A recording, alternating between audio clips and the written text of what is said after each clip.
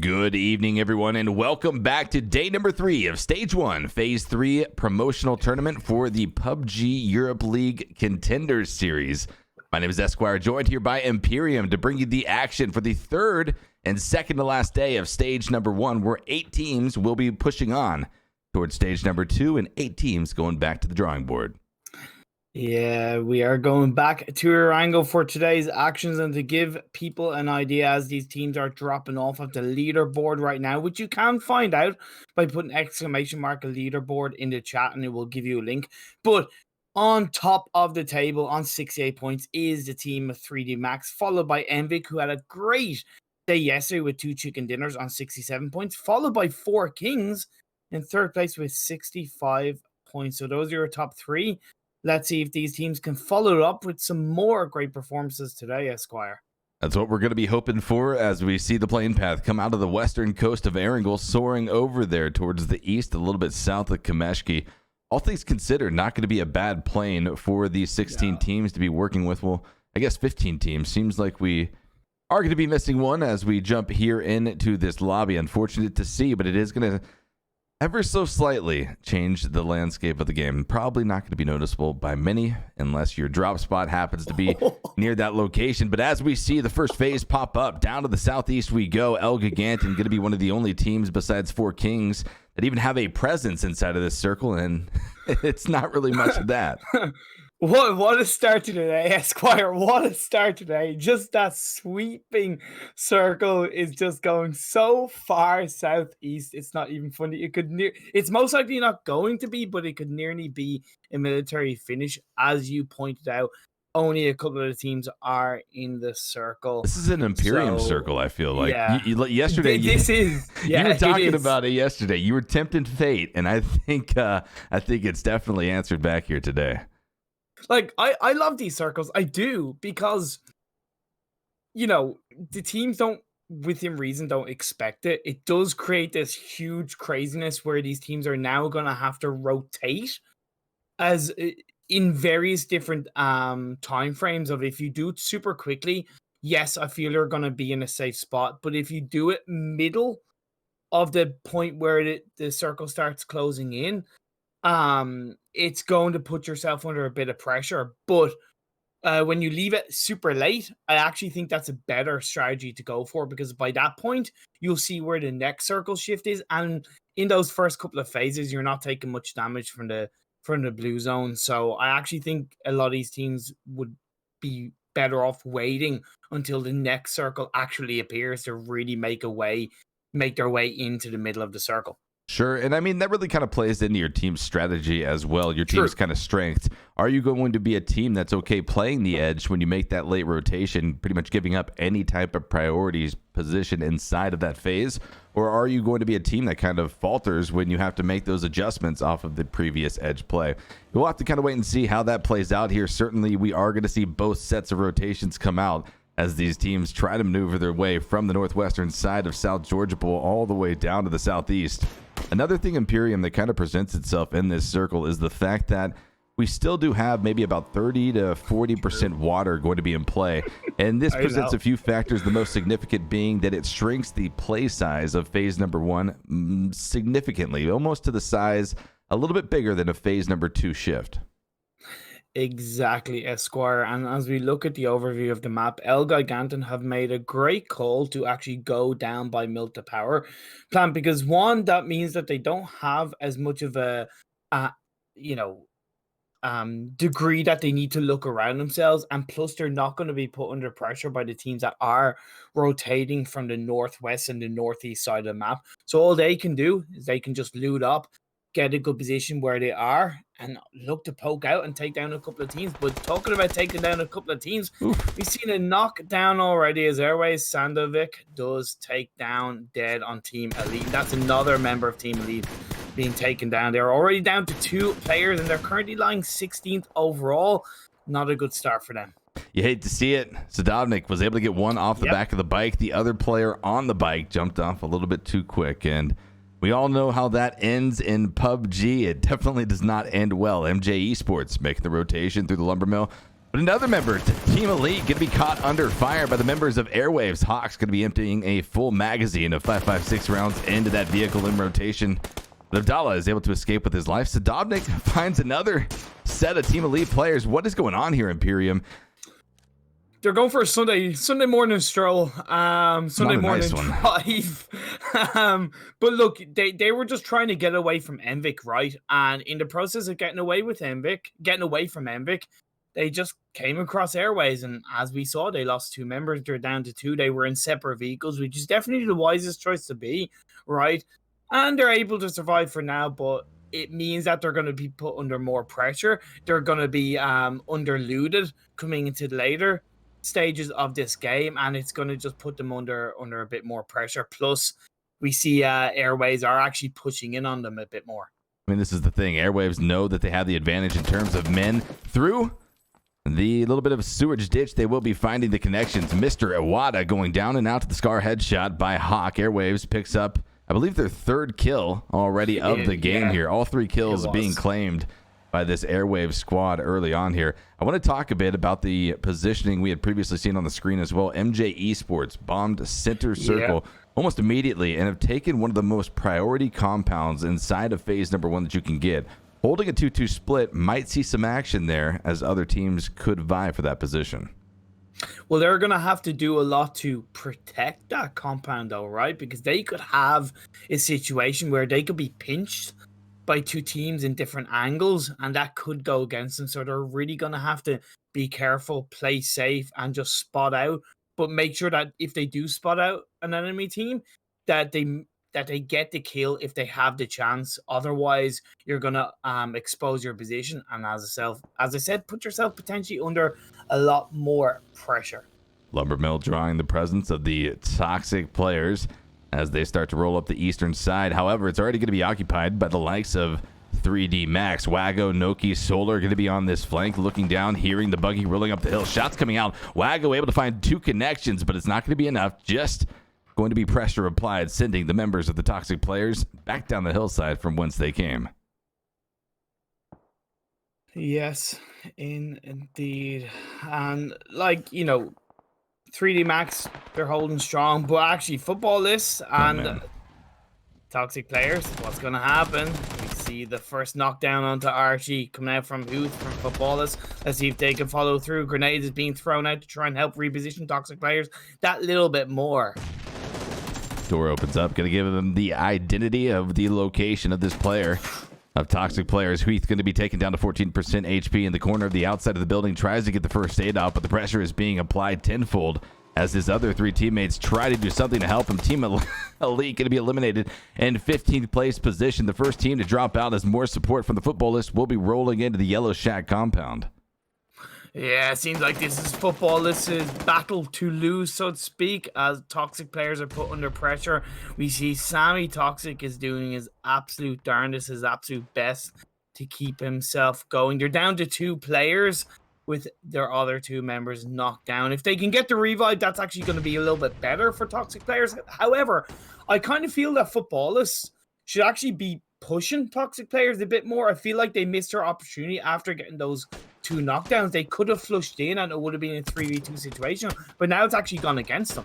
They did definitely miss that opportunity. They had to apply some pressure, be it from nades or a flank position, which none of the 3 players of the Futbolist decided to do. With all 4 up, the ToxicPlayers look to at least fight back before that phase 2 shift comes out. It's going to be even deadlier than that first circle of the game. And down to the southeast, we continue to go. More water going to be in play than was to start off with. This is about a 35-65 ratio right now, and teams recognizing that immediately. Going to be YMCA Esports off of that western flank of the previous phase, going to be trying to bomb down in center, and this draws them nearby to that compound where MJ-Esports has positioned, as well as Elgiganten. The YMCA have done absolutely excellently to actually move down from the west side, because as I said, it means they don't have to worry about the teams that are in the water. They just have to look in a smaller direction and be aware of the teams moving in. But of course, as we're seeing, 4 Kings are going to be looking to move in towards that direction. You're going to see Tarlans moving in towards Futbolist. as Futbolist. I believe they did move away from ToxicPlayers. They realized they weren't really going to win that fight. They missed their opportunity, but they're looking for another opportunity, and that is a knockdown and a kill coming out for Genzo onto Moonlight. Moonlight goes down. More opportunities going to be presenting themselves for Mockingjay. Genzo able to spray down more onto Poncho. Gets him out of the smoking UAS, trying to head to the Harry Potter Tower. Will he be able to get inside? Yes, he will be able to as the shots stall. Or at least divert their ways over towards another member of the Tarlans. A hell of a rotation. If they make this safely inside, Tarlans will be in at least an all right position to carry on into phase 3, and it looks like they've been able to do it. 3 alive. That's the cost of doing business here in the mid game. That's unfortunate. That is really unfortunate. Was that a hit and run coming out from the Tarlans team members? But either way, he's going to be able to get that revive. Istanbul Wildcats currently lying in 8th place right now, so they're just in the qualifying position for stage 2. They're less than 10 points ahead of 9th position. They are going very close to 3D Max. Nade's going to be lobbed down. Rotation popping back out as the Istanbul Wildcats try to retreat, but the easy shots come in from Wago with the Scar. Is able to find the connection onto Slippy Zerg, his teammate Solar, but the Mini 14 secures the flush. 3D Max continuing to look across, though, the lumber mill, possibly going to be spotting out the 3 remaining members of Istanbul Wolves. Or Wildcats, rather, looking to maybe get some revenge for their teammate or just possibly some information on where the members of 3D Max lay. Yeah, so the good thing is that they will have information based on their team member going down. But I got to say, that was a bit of a poor call coming out from that member of Istanbul Wildcats. He shouldn't have got in the vehicle. You know, you're so much more exposed in my eyes because, yes, you're in a vehicle, but you're kind of moving slower to begin with. And when you're 3 or 4 members of 3D Max flushing down onto you, yeah, it wasn't the wisest choice. But either way, Airwaves, they have a bit of a 3-1 split for now. They are currently lying in 12th place on 30 points, equal to Why Not. So they are close to the top 8. Plenty of games to go, but I kind of feel that they could have a good performance to really lift up their spirits, lift up their confidence as Enviik. They are making a great play going into the water. That's pretty calculated, and I like what they're doing. Could work out for them. We'll have to wait and see. Sometimes those coastal breaches can be devastating with how little cover you have to work off of. Making landfall on the southern peninsula of the southeastern side of Erangel as the next phase shift comes out. It will be pretty much dead center, a little bit up towards the north. A lot of coastal regions still going to be in play here. Enviik's position now becomes fairly strong as many teams will be vying to try to enter off of the northern side of the circle. You already see 3D Max popping shots off towards Futbolist, who's got pins down on both MJ-Esports and Tarlans. Off the far eastern coast as well, Imperium. Look at that. ToxicPlayers near Melta Power could be taking some shots from the Tarlans' remaining players shortly. I have spotted out the likes of SEEKORG.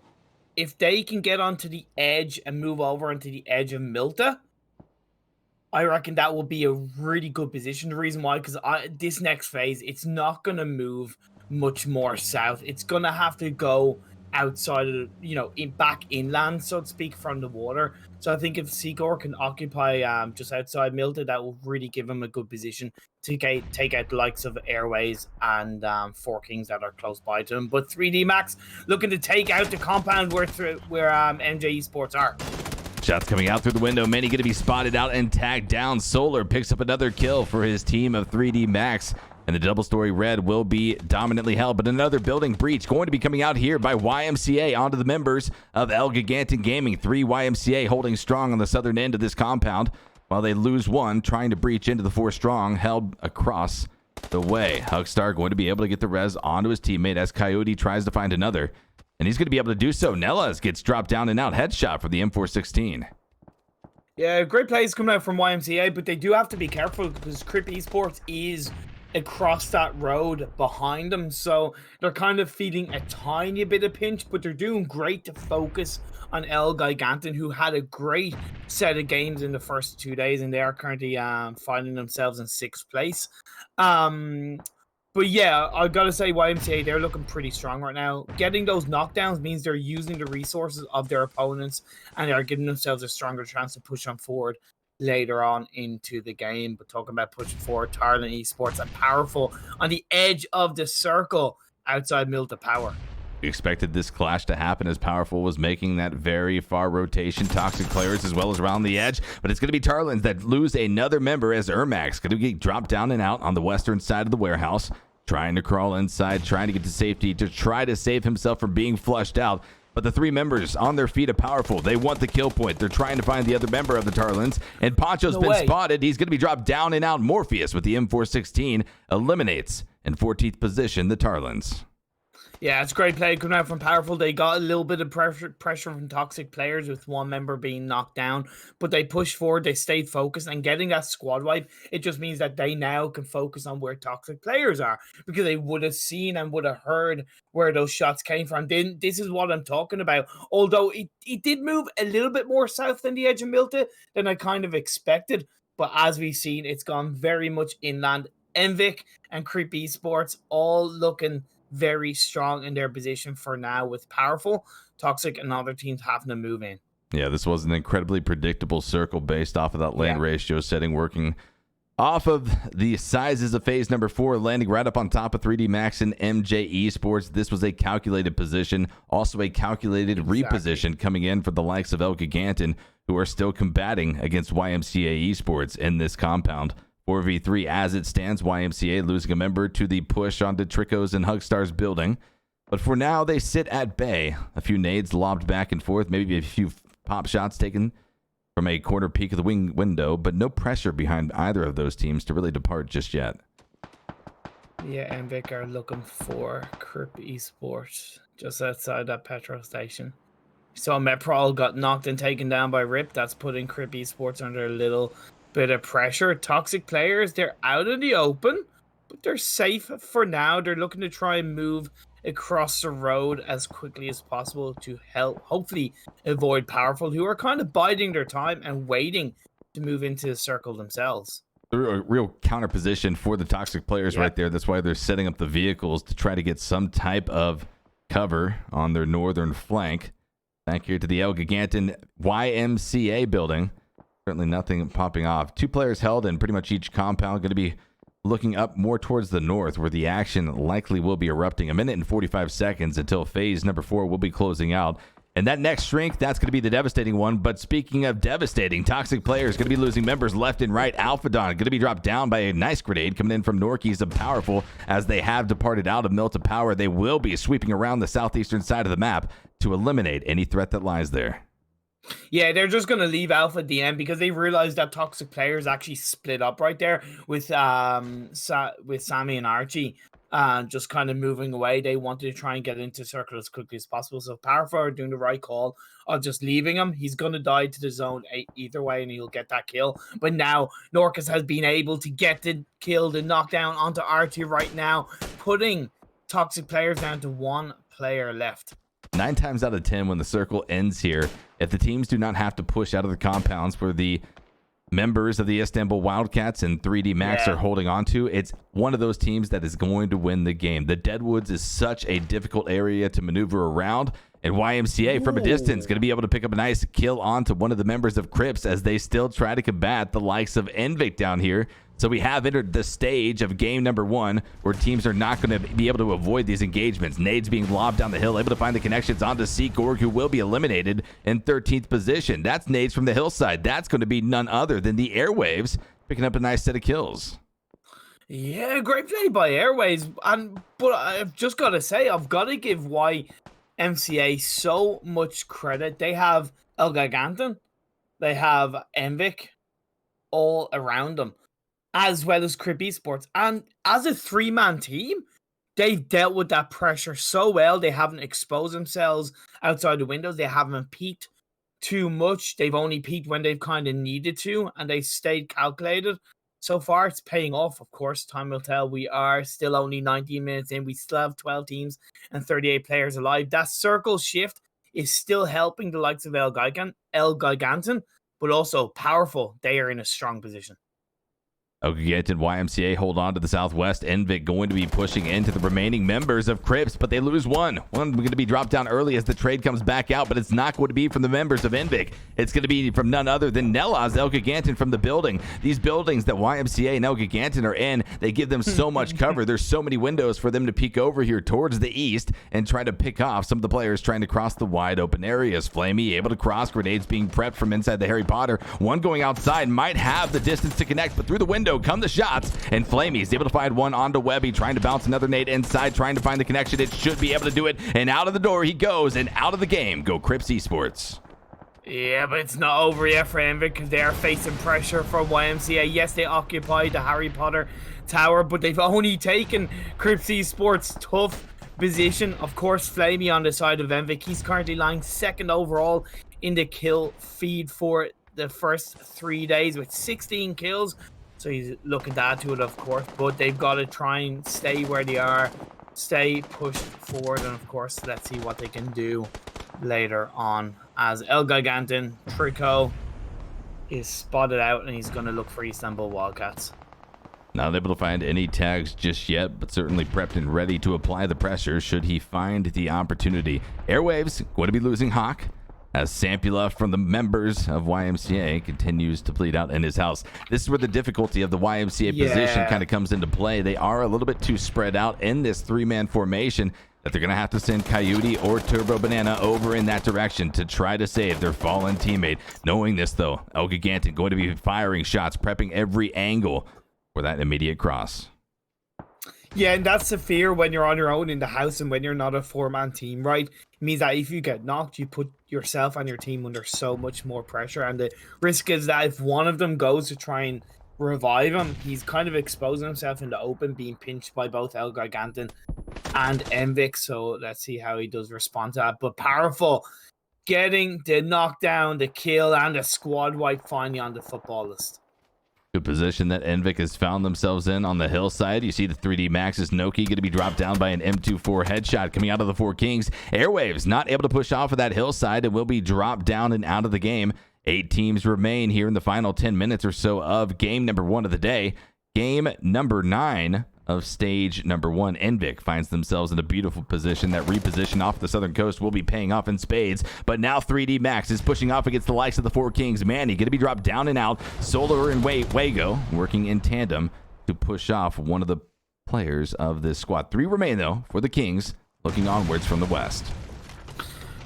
Yeah, but one team has got to make a bit of a push, make a bit of a call in my eyes. Grishka Power, we do see is proning in the window. He's waiting, but he did lose his clip and he's gonna have to reload. Phosphor, who's very strong between damage and kills overall in the first couple of days. As I said, they're gonna have to make a call because the zone is gonna start moving in the next couple of seconds, Esquire. And 3D Max, yeah, they're occupying the building, but there's no point if they're gonna be taking a lot of tick damage. Could be the necessary pick coming out here as MJ-Esports has been able to find a tag onto Wago. If Four Kings are paying attention to the kill feed and who they lost a member to, they should be pushing, but they're going to be losing one. Phantom finds the frag onto Fosford as MJ-Esports continues to at least find some domination on top of 3D Max. This is the three-way fight from west to east. All teams have to make at least a little of a reposition, and Four Kings are not going to be able to do so. Dropped out in 8th place. Elgiganten able to find the kill. Yeah, it was great. That was great focus overall coming out from 3D Max to help get that squad wipe, and that will relieve a little bit of pressure. It means they only need to look and focus in one direction. But look at Ojala. He's a one-man squad. He's trying to look for 3D Max. What is going on in between the smoke? He's going to get one knockdown. Finds he gets one, 2 finds knockdowns. his second Wago. Is going to be able to find him. He was close to being able to find a full deal, but it ends up happening regardless. 3D Max gets wiped out in 7th place position. 6 teams remain, and MJ-Esports able to stay alive. Juno, that's that insurance policy right there. He's going to be dropped down, but now Stratus is able to push up. They've got a nice car fort to work off of. Powerful has their sights aimed down though on top of their location. That was great coming out from Ojala because what he did was he actually. As well as getting a double knockdown, right? He also stopped 3D Max from moving into the circle. So he was a bit of a sacrificial lamb, and that helped to get the squad up for MJ-Esports. And of course, they were always going to face pressure from the teams that were inside the circle. most notably Powerful, it was still a great call coming out from them. Stratus was going to do his best to survive, to keep himself alive. He's going to prone down, try and get into the circle as quick as possible. But Marcelic, he knows, he has an idea. He sniffs him, he smells him, he gets that kill, and MJ-Esports are wiped out in 6th place. Phase 7 does pop 45 seconds until the blue zone will start to shrink its way down towards the south. 2 of the members of Powerful will have to move, but Enviik is not going to make that easy. Robin finds the spray, finds the knock, finds the flush, but will be traded back by Morpheus, who's able to find the exact same onto them. 1 for 1 between Powerful and Enviik as it stands, both trying to vie for a north centralized position in phase number 7. And I gotta say, that one final player of Toxic, he's had a bit of luck that the circle has kind of gone with him for the most part. And he hasn't really had teams around him because Powerful kind of ignored him from that point of view. But he's actually done great to put his team in the top 6 overall, at least from a placement point of view. But let's see what else he can do. We're down to actually 4 teams, which is Powerful, Elgiganten, YMCA, and ToxicPlayers that I just talked about. Powerful off of that northern flank are not going to let any of these teams in the west try to have an easy rotation back over towards the center of the circle. Trico lying down as a snake in the grass with the M416 prepped and ready. DP28 for Coyote ready to do the same. Bipod going to be deployed as these teams start to make their way over. The shot's going to come out though as Savage spots out Turbo Banani. Going to be dropping down and out. Nella's able to find the flush, but now Powerful comes in. The third party engagement is able to find not 1 but 2 onto Elgiganten. And all the while, we just see Sammy from ToxicPlayers just waiting, biding his time, hoping, ignoring, letting them take each other out. Of course, Powerful are looking very strong. Trico gets taken out, gets killed, and of course, YMCA is eliminated in 4th place. We are down to 3 teams, Elgiganten, Powerful, and Sammy Toxic. I think he was slightly spotted by Powerful, but the shots that were fired in that direction were missed out. Nello gets taken down. That is 2 teams left remaining. 3, yeah, it's a 3 against 1. What can Sammy Toxic do? Pretty much nothing. Deny the kill point is what he will be doing. A 15 kill chicken dinner. I believe our strongest so far of stage number 1 going to be coming out for Powerful as they take down 25 points to start off the day. If that's the kind of momentum you were looking for here in game number 1, well, they certainly found it, and you got to be worried about the other 15 teams moving into games 2, 3, and 4 to round out day number 3. Imperium, incredible game, crazy circles to start off the matches. Both phases 1, 2 were pretty nasty in terms of the water inclusion. They really were. Enviik did a great job. What the strategy they played of going into the water with that boat did pay off for them overall in the end, but Powerful. Okay, there you go. That's what happened to ToxicPlayers. Interesting. But listen, they came out of it okay. They were able to swim to the coast. Yeah. So can you fault them? No. Look, I'm not going to fault them. Plus, what Sammy Toxic, you can still fault them.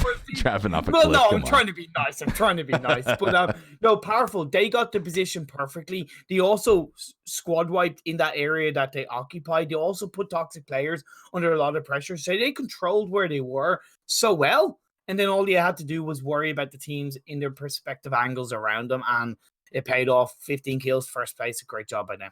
So before we even look at scoreboards, we could just talk about the impact that a 25-point game can have. I mean, going into this game, I believe the top team was sitting around 60-so-odd points.